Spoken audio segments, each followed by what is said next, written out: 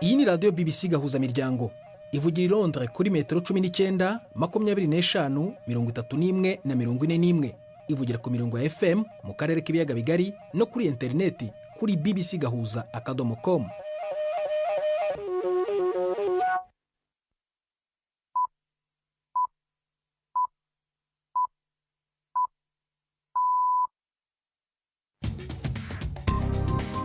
Ubu ni saa 10 n'igice ku isaha mpuzamahanga ya GMT, ni saa 12 n'igice ku masaha yo mu Rwanda no mu Burundi. Muri studio muri kumwe na Prudence Ngiyumva. Weriwe hoteza amatwi BBC Gahuzamiryango aho uri hose ku isi, kaze kuri bbcgahuza.com, kuri radio, kuri Facebook live mu buryo bw'amashusho no ku mirongo migufi ya shortwave. Dore ingingo z'ingenzi z'amakuru turambora mu kanya kuri uyu wa mbere tariki ya 11 z'ukwa munani. Ishami rya Loni rishinzwe gahunda y'ibikorwa by'ubutabazi OCHA riravuga ko kuva mu ntangiriro z'uyu mwaka abantu bagera kuri miliyoni 3 bari baravuye mu byabo mu burasirazuba bwa Repubulika ya Demokarasi ya Kongo basubiye mu ngo zabo. I Gaza hakozwe umuhango wo gushyingura abanyamakuru 5 ba televiziyo ya Al Jazeera bishwe n'igitero cya Misiri cya Israel mu ijoro ryakeye. Turajya mu Rwanda kandi ku kirwa cya Munanira mu ntara y'Amajyaruguru, kimwe mu birebwa na gahunda yo kwimura abatuye kubera ko gifatwa nk'ikiri mu manegeka, ariko bamwe mu batuye bafite akangonono.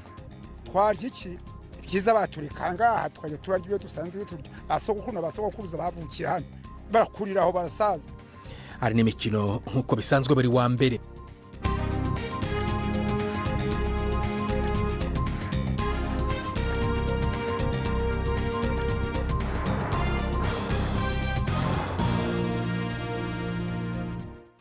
Ibyo byose n'ibindi bikubeye muri aya makuru ni mu kanya, nyuma yuko Prime Ndikumagenge yabagezaho incamake yandavugwa ku isi, arabagezaho ari muri studio za BBC Nairobi. Umukuru wa leta zunze ubumwe za Amerika Donald Trump yemeje yuko agiye kugomora ingabo za Garde Nationale Washington DC, yongera bari wagenzura igipolisi c'ico gisagara mu kurwanya ico yise amazi yarenze inkombe mu bukozi bw'ikibi. Urugero bw'ubukozi bw'ikibi ku murwa mukuru wa Amerika rugize igihe rugabanuka, ariko umukuru w'igihugu yerekanye ubuzima bw'i Washington nk'ubugeze habi cyane. Avuga ko hagaragara gusesa amaraso, akajagari karenze, umucafu uhebuje n'ibindi bibi kurushaho. Trump yavuze ko ashobora no kurungika igisirikare. Yavuze kandi ko afise umugambi wo gufatira izo ngingo ibindi bisagara cyo kimwe na Washington. Ibindi yavuze navyo nyine bitwarwa n'abademokrate. Muri Iraq umuyaga nkuba wacitse mu gihugu cyose, inyuma yaho uruganda rw'umuyaga nkuba rwugariye kubera ukurengerwa n'ikoreshwa rinini ry'uwo muyaga nkuba biturutse ku bushuhe bw'umurengera. Leta yasabye abanyagihugu kugabanya ikoreshwa ry'umuyaga nkuba mu gihe abahinga bariko baragerageza ngo urwo ruganda rusubire gukora. Uko gucika kw'amatara kwatumye abanya-Iraq benshi badashobora kwatsa ivyuma bibaha akayaga mu bushuhe bwegereje dogere 50. Iraq, igihugu cimbura ibitoro vyinshi, kizera kuri gaze iva mu gihugu kibanyi ca Iran kugira gishobore gukora umuyaga nkuba. Umushikiranganje wa mbere wa Pologne Donald Tusk yavuze yuko bikenewe cyane ko Burusiya bumenya ko ibihugu vya Buraya bitazokwemera ko hari ubutaka bwa Ukraine butwarwa nka kimwe mu byo babigize amasezerano y'amahoro. Bishitse mu gihe hari amakenga muri Ukraine no mu ishirahamwe rya Buraya ku nama itegekanijwe ku wa gatanu hagati y'abakuru ba Amerika n'Uburusiya, Trump na Putin, mu gihe Amerika iri kwiragerageza ngo haboneke amasezerano yo guhagarika intambara. Ni inkuru ya Danny Aberhard, mwumva mu ijwi rya Jean-Claude Mwambutsa. Mu ruhame abayobozi b'Uburayi bashimira Donald Trump ku muhate we wo gushakisha uko imirwano yahagarara hagati y'Uburusiya na Ukraine, ariko ibihugu bikomeye by'Uburayi birimo na Polonye bishimangira ko Perezida Putin adakwiye kwemererwa kuba yashyiraho amabwiriza ngenderwaho. Nk'uko bivugwa na Minisitiri w'Intebe Tusk, Uburusiya ntibugomba kwemererwa gusohoka muri iyi ntambara bwiyumva nk'ubufite ububasha bwo kuvogera imipaka cyangwa se kuba bwakwigarurira uduce tw'ibindi bihugu nta nkurikizi zibubayeho. Uburayi na Ukraine basanga ibi byatesha agaciro amategeko mpuzamahanga kandi bikaba byatuma Uburusiya kongera kuvogera ibindi bihugu mu bihe biri imbere. Umukuru wa Ukraine Volodymyr Zelensky yamaze gutangaza ko adashobora kugira ubutaka bw'igihugu ahara. Ntibirasobanuka niba azaba ari mu nama iteganijwe hagati ya Trump na Putin. habaye amaziko y'abamenyeshamakuru batanu ba Al Jazeera baraye bishwe mu gitero ca Israel bari mu ihema ryabo muri Gaza City. Ico kinyamakuru c'iteleviziyo ciyamirije Israel kuco cise ukwica bigambiriwe abamenyeshamakuru baco, kivuga ko ari ukugerageza kuzivya amajwi ashira habona umugambi wimirije wo kwigarurira Gaza. Israel ivuga yuko uwo mumenyeshamakuru yari yaratsindiye agashimwe ka Pulitzer. Anas al-Sharif yari umukozi wa Hamas, ivyo Al Jazeera ihakana yivuye inyuma. BBC yamenya yuko yahora akorera umugwi w'amakuru wa Hamas imbere yuko iyi ntambara ya Gaza itangura. Igihugu ca Australia camenyesheje yuko kizokwemera Palestina nk'igihugu mu nama ya bose ya ONU izoba mu kwezi kw'icenda kwimirije.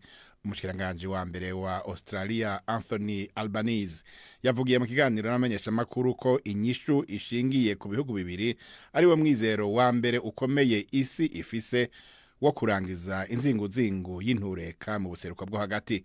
Inkuru ya Katie Watson ari Sydney, mushikirizwa na Yvette Kabatesi. Muri ibi byumweru bishize igitutu cyariyongereye kuri Minisitiri w'Intebe Anthony Albanese kugira ngo akore ibirenze mu gufasha kurangiza intambara yo muri Gaza. Kuri ubu nyuma y'ibiganiro n'abanywanyi babo bari mu Bwongereza n'Ubufaransa nabyo byatangaje ko byiteguye kwemera Palestine nka leta yigenga, Australia nayo yiyemeje kugira icyo ikora. Bwana Albanese yavuze ko azaganira na Minisitiri w'Intebe wa Israel Benjamin Netanyahu na Perezida wa Palestine Mahmoud Abbas. Bwana Albanese yavuze ko bigaragara ko hakeneye igisubizo cya politike aho kuba icya gisirikare. Yemeza ndetse ko Palestine yamwemereye ko nayo yifuza amahoro.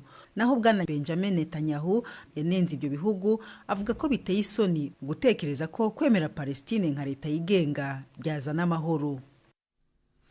Ikigega c'ubutunzi bwite cy'igihugu ca Norvege icambere kinini kw'isi kivuga yuko kiriko kiravana imwe mu mitahe yaco mu byo gitungiye muri Israel kubera uko ibintu vyifashe muri Gaza no muri Jordani. Ico kigega gifise ibintu biciye amafaranga hafi imiliyaridi ibihumbi 3 vy'amadolari hirya no hino kw'isi, cavuze yuko cagurishije 11 kuri kompanyi 60 gifise muri Israel kandi ko hariko harigwa izindi covamwo. Uko kuvanamwo imitahe kuje inyuma y'isuzumwa ryihuta ry'ico kigega ryategetswe na leta ya Norvege, inyuma yaho ibinyamakuru bivugiye ko ico kigega gifise imitahe muri kompanyi y'imoteri z'indege ibungabunga nako yitaho indege z'intambara za Israel. Urakoze Prime, ndi kumagenge kuri ayo makuru ya BBC.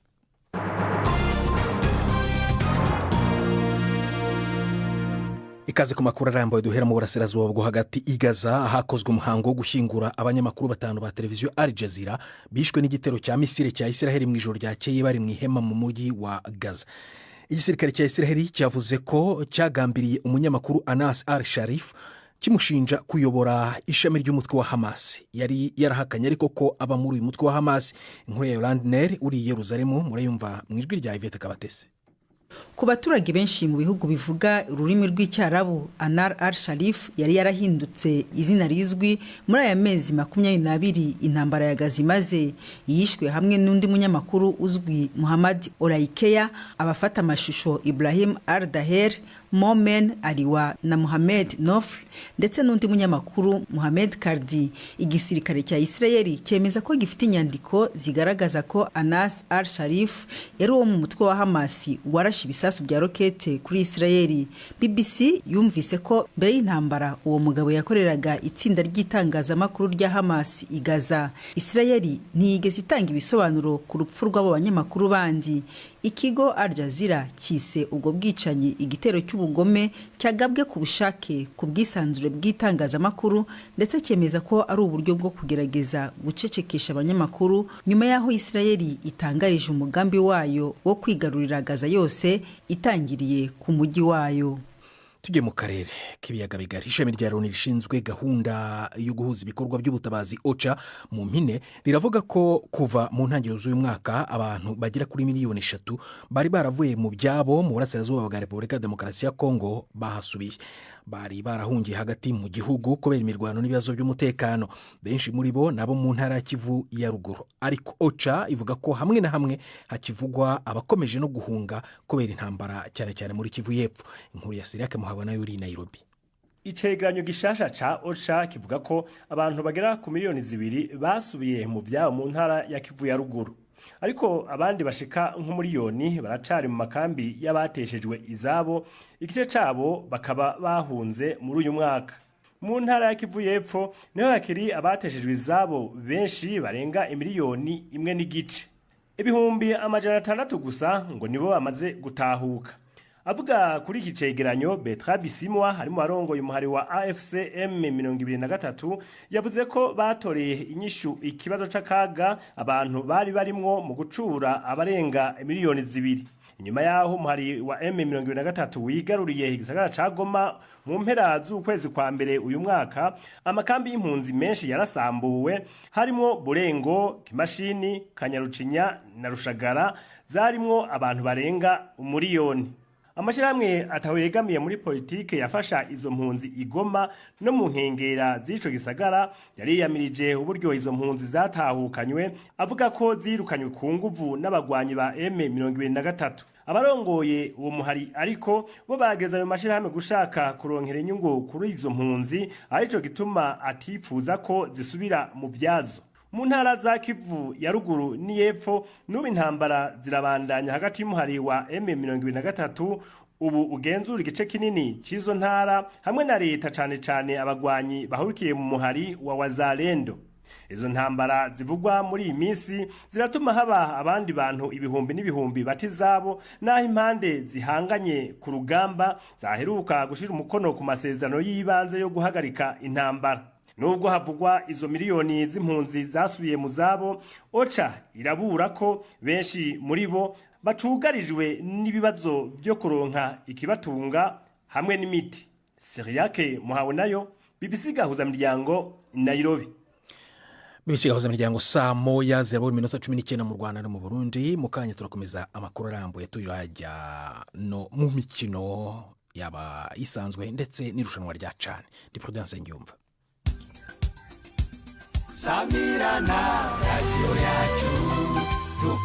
Ibiganiro vya BBC kuri radio Humuriza mu Burundi ni ku murongo wa FM 99 n'ibice bitandatu. BBC Gahuzamiryango. Duhere mu Rwanda ku nkuru ijyanye na gahunda y'igihugu yo kurema parike y'ibirwa. Uyu mugambi uzibanda cyane ku biri mu kiyaga cya Kivu, uzagera no ku bindi ariko bito birimo ibirwa nabyo bigomba kwimurwaho abaturage.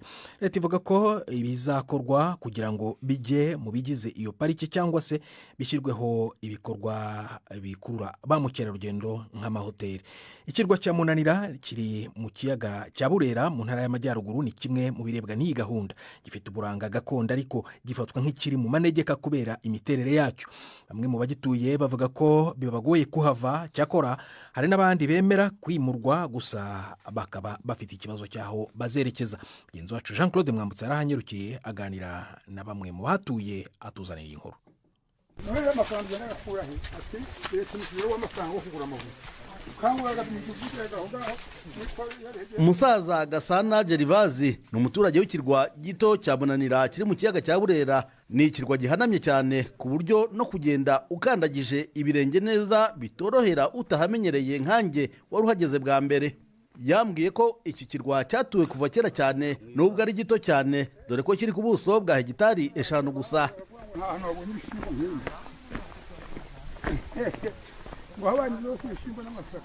Urebye ukuntu iki kirwa gihanamye biragoye kwemera ko cyaba gituwe n'abantu, ariko Gerivazi w'imyaka 71 yambwiye ko ariho yavukiye.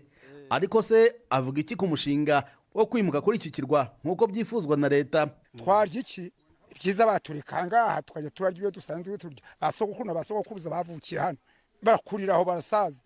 Jewe ibyo navugaho na nubu nyine mbibwiraga nyine nk'abo abana bakiri batoya bo bakarebana ko bagezeyo batabona aho kugura ngo babone aho guhinga n'ico kurya. Munanira iratuwe ariko si cyane kuko ituwe n'abaturage 104 gusa bagabanyije mu miryango 26.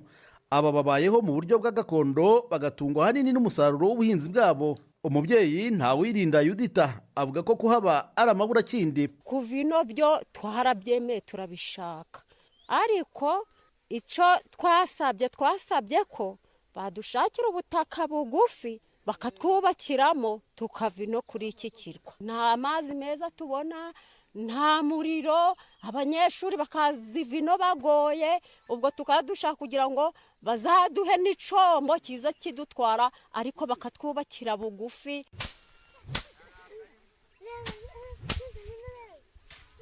Ntawumenya Serafine we namusanze ahura ibishyimbo.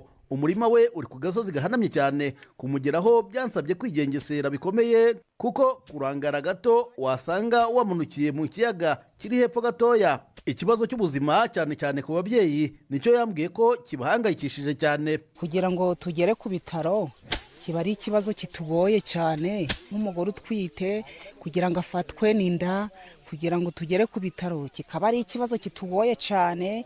Muri iki gihe kidufashije ni uko twakura marine hariya mu Gitare, polisi niyo iza kudufasha iyo umubyeyi bimukaranye bikamukarana, mbese afashwe n'inda ikaza kumufata ikamutwara mu ntuza mu Gitare igera ku bitaro. Dufite nk'abana biga mu mashuri, dufashijwe nuko leta yadufashije ikajira baha ubwato kuja barambukamo baraja kwiga. Iterambere riragoye cyane kuri iki kirwa kuko nta bikorwa remezo bihari, kandi na leta ikavuga ko itabijyana ahantu biboneka ko hatabereye guturwa.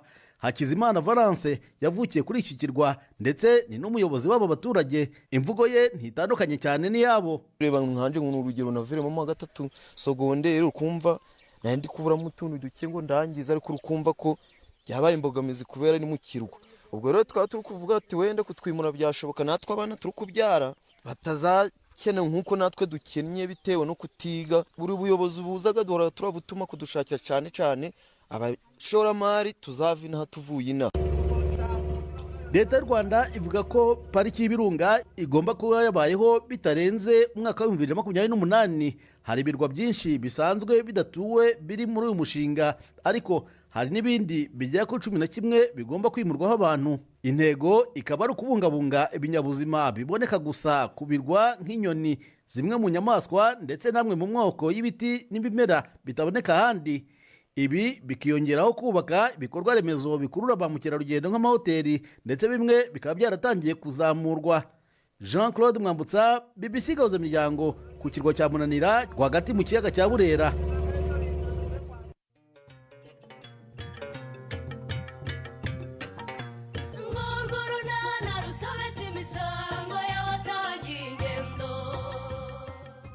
Mu kiganiro nacyo kuri wa kabiri twabateguriye. None se mama, niba ugenda umuvuga mu bantu ngo yampaye inzaratsi ampindura inganzwa, urumva yabyishimira? None se agenge kuvuga ukuri, urumva ari iki cyatuma umugabo umuryango wa se na nyina akajya gukora ibiraro byose waba w'umugore? Ariko ibyo twabivuganyeho tubifatira umwanzuro, ndibuza ko bitakiri ikibazo. Bitaba ikibazo se. Ni 12:45 kuri BBC. Urunane rero ni ejo kuwa kabiri hano kuri BBC Gahuza Miryango. Reka noneho tujye mu mikino na Yves Bucyana. Imikino kuri BBC Gahuza Miryango. Mwereho neza abakunzi b'imikino kuri BBC. Ay'imikino nyahere muri Afurika, amakipe yo mu Rwanda no mu Burundi mu bikombe bya CAF ariyo mpuzamashyirahamwe y'umupira w'amaguru muri Afurika yamenye ayo bizahura mu mikino y'amajonjora mu gikombe cyayabaye ya mbere iwayo Champions League. APR FC yo mu Rwanda izacakirana na Pyramids yo mu Misiri, ari nayo ifite icyo gikombe. Ni ku nshuro ya gatatu zikurikiranyije aya makipe ahura mu mikino ibanza. Mu mwaka wa 2023 Pyramids yasezereye APR FC isekuye ibitego 6-1. Ni mu gihe Aigle Noir yo mu Burundi yo izahura na Asas yo muri Djibouti. Naho mu gikombe cya CAF Confederation ikipe ya Rayon Sport yo mu Rwanda yatomboye kuzakina na Singida yo muri Tanzania. Ni mu gihe ikipe ya Flambeau du Centre yo mu Burundi izakina na Al Akdar yo mu gihugu cya Libya. Ikipe zizatsinda zikazahura mu cyiciro gikurikiraho.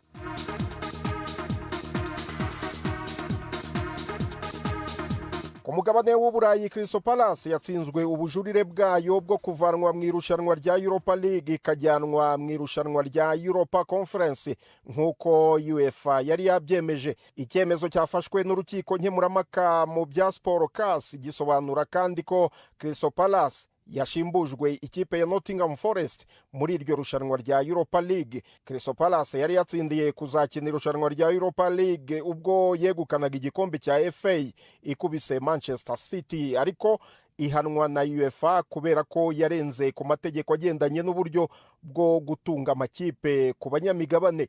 Nkiri kuri iyi kipe ya Crystal Palace yarayishimangiye ko ari ikipe itisukirwa nyuma yo kugarika Liverpool mu mukino wa nyuma w'igikombe cya Community Shield. Palace yatsinze kuri za penalty nyuma y'iminota 90 kurangira amakipe yombi anganya ibitego 2-2. Palace yakinaga yishyura kandi igice cya kabiri yagaragaye nk'iyahejeje umwuka ikipe ya Liverpool. Soreze ku makuru y'igura n'igurisha ry'abakinnyi. Tottenham iri mu biganiro byo kugura rutahizamu unyura ku ruhande w'ikipe ya Manchester City y'umunya-Brazil Savinho, mu gihe byaba bikunze ngo Spurs yiteguye kumutangaho arenga miliyoni 30 z'amapaundi. Ni mu gihe ikipe ya Everton nayo iri mu biganiro byo gusinyisha rutahizamu wahombeye Manchester City, uyu n'uwitwa Jackie Grealish, akaba yakoherezwa muri Everton nk'intizanyo. Prudent. Urakoze Yves Bucyana, turacyari kumwe nawe kandi ndetse ariko none tugiye mu irushanwa by'umwihariko rya CHAN, irushanwa rihuza abakinnyi bakina imbere mu mashampiyona yabo ku mugabane wa Afurika. Imikino y'uyu munsi yo mu itsinda rya gatatu rikinira mu mujyi wa Kampala ikaba rero yamaze kuba. Yves, ubu uyu munsi yabaye yagenze gute? Prida, umukino urangiye mu kanya gashize, ikipe ya Afrika y'Epfo Bafana itsinze Guinea ibitego 2-1. Ibi bivuze ko Afrika y'Epfo ihise igira amanota 4 ikajya ku mwanya wa kabiri muri iri tsinda riyobowe na Algeria nayo ifite amanota 4. Mu kanya undi mukino, kuko ku munsi haba imikino byibuze 2, mu kanya rero ku isaha ya saa moya Uganda Cranes irahatana na Niger. Uyu no mukino ufite byinshi uvuze kuri Uganda Cranes. No mukino igomba gutsinda byanze bikunze kugira ngo igira amanota 7 bibe byayiha ikizere cyo kuzakomeza muri kimwe cya kane. Atari ibyo kunganya cyangwa gutsindwa birayishyira mu kaga ko kuviramo mu majonjora. Niger yo nta nota irabona nyuma y'imikino 2 imaze gukina. Yves, twumvise kandi indi nkuru ivugwa ko ishyirahamwe ry'umupira w'amaguru muri Afurika CAF ryafashe ibyemezo byo guhagarika kugurisha amatike ku yindi mikino isigaye izabera ku kibuga cyahitwa Kasarani. Nukubera ibyo byemezo byafashwe? Iki ni icyemezo cyatewe n'icyo twavuga ko ari imvururu zabaye ku munsi w'ejo hagati ya Kenya, umukino wahuje Kenya na Maroc. Kenya y'abakinnyi 10 icyo gihe ku munsi w'ejo nyine yatsinze Maroc igitego 1-0. Kenya yakinnye ari abakinnyi 10 nyuma y'umukinnyi wayo guhabwa ikarita itukura. Ibyabaye rero ni biki? Mbere y'umukino ndetse no mu gihe cy'umukino hari abafana bari baje benshi cyane, barimo benshi batari bafite amatike, kuko amatike yaragurishijwe kugeza ubwo arangiye ndetse barenza n'umubare w'abagomba kwinjira mu kibuga. Abafana rero badafite amatike basunika umwe mu miryango yo ku kibuga cya Kasarani. Biranavugwa ko bateye hamwe muho ikigo cy'itangazamakuru kitavuzwe izina gikorera. Biba ngombwa ko polisi ibamishamo ibyuka biryana mu maso, haba imvururu kuri stade. Ibyo byose rero CAF yatangiye kubikoraho iperereza, ariko ifata icyemezo cyihutirwa ko imikino isigaye kuri icyo kibuga nta tike zizagurishwa. No kuvuga ko amakipe azakina nta bafana bari mu kibuga. Muri iyo mikino harimo uwa Kenya izakina na Zambia ku cyumweru, hakaba n'imikino izakinwa ku wa kane muri iryo tsinda, Maroc ikina na Zambia ndetse na Repubulika ya Demokarasi ya Kongo ikina na Angola. Hanyuma Yves, mu kanya warukomoje ku makipe ashobora kubona kimwe cya kujya muri kimwe cya kane, aramaze kumenyekana yamaze kubona itike yo kujya mu kimwe cya kane? Prida, kugeza ubu ikipe ya Tanzania ifite amanota 9-9 nyuma yo gutsinda imikino 3 yamaze gutsindira kujya muri kimwe cya kane. Indi kipe bishoboka cyane ni Kenya, nayo ishobora kwizera gukomeza kuko mu itsinda ryayo rya mbere irariyoboye n'amanota 7, ikabishigaje umukino wa Zambia uzaba ku cyumweru ni mu gihe andi makipe akurikiye Kenya ariyo Repubulika ya Demokarasi ya Kongo na Maroc zinganya amanota 3 kandi izi kipe hagati yazo zizahura. Ibi rero bishobora guha amahirwe Kenya kuko zihuye imwe igatsinda nayo yagira 7 ariko se zinganyije zaguma ku manota 4. Ibi rero bikaba biha amahirwe Kenya kandi ikindi nuko Kenya irakinana umutima wayo wose kubera gutegerwa cyane na President William Ruto. Uyu President Ruto yongeye kongera agahimbaza musyi yahaga abakinnyi, ababwira ko nibatsinda Zambia ku mukino wo ku cyumweru hazongerwaho kuri miliyoni y'amashiringi bahabwaga ku mukino batsinze, hazongerwaho andi noneho ayashyira kuri miliyoni 2 n'igice z'amashiringi. Ubwo mu Manyarwanda no gukuba 11, urumva uko ngana. Hanyuma rero ubwo batsinda Zambia bazahita bajya muri kimwe cya 4 nabo. Urumva rero Kenya irakina ifite ubushake bwinshi cyane kubera ako gahimbaza musyi, ndetse anavuga yuko ikipe nigera muri kimwe ni batsinda umukino wa kimwe cya 4 bazahabwa miliyoni y'amashiringi kongeraho inzu ziri mu mugambi w'amacumbi aciriritse mu mujyi wa Nairobi. Ibyo niko yabemereye kuri buri mukinnyi ndetse no kuri abagize staff, niko twavuga abatoza, abungirije abatoza, abafite akazi mu ikipe yose ya Kenya, ko buri wese azahabwa inzu iri mu mugambi w'amacumbi aciriritse kongeraho miliyoni y'amashiringi. Miliyoni y'amashiringi ubu ihagaze kuri miliyoni 11 z'amafaranga y'u Rwanda.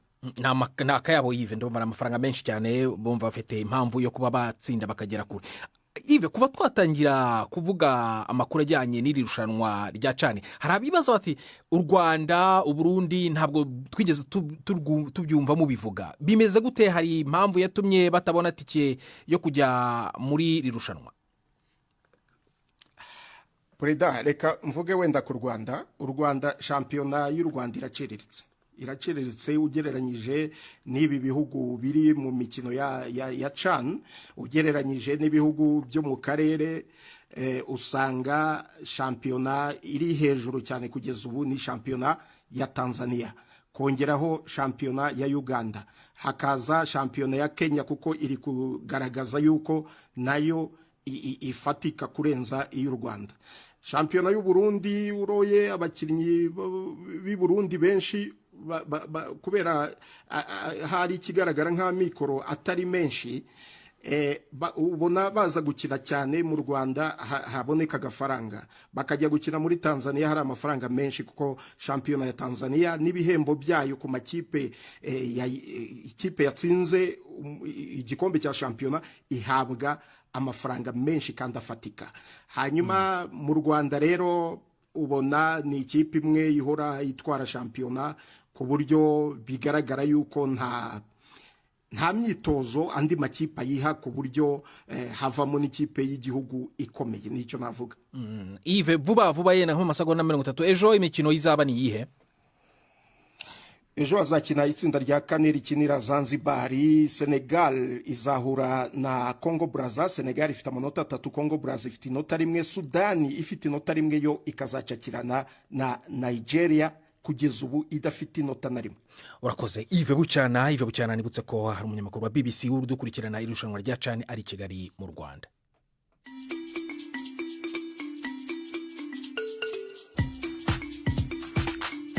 BBC Gahuzamiryango yabateguriye uburyo bwo gupakurura ibiganiro vyayo mukabibika muri telefone ngendanwa zanyu canke computer mukaza kuvyumviriza igihe cyose mubishakiye. Ibiganiro bya BBC Gahuzamiryango mukunda nk'amakuru, imvo n'imvano, urunana, ikiganiro cy'abagore cyangwa abaza muganga, ubu biraboneka kuri podcast. Ja ku rubuga rwa BBC Gahuzamiryango ariko bbcgahuza.com urondore ahari podcast. Amakuru yose y'uburyo podcast ikora n'ukuntu washyira muri telefone yawe byose urabisangayo. Pakurura ikiganiro ukunda canke amakuru wumvirize uko ushaka aho uri hose ntusubire gucikwa na kimwe. Taramana ibiganiro vya BBC Gahuzamiryango kuri podcast.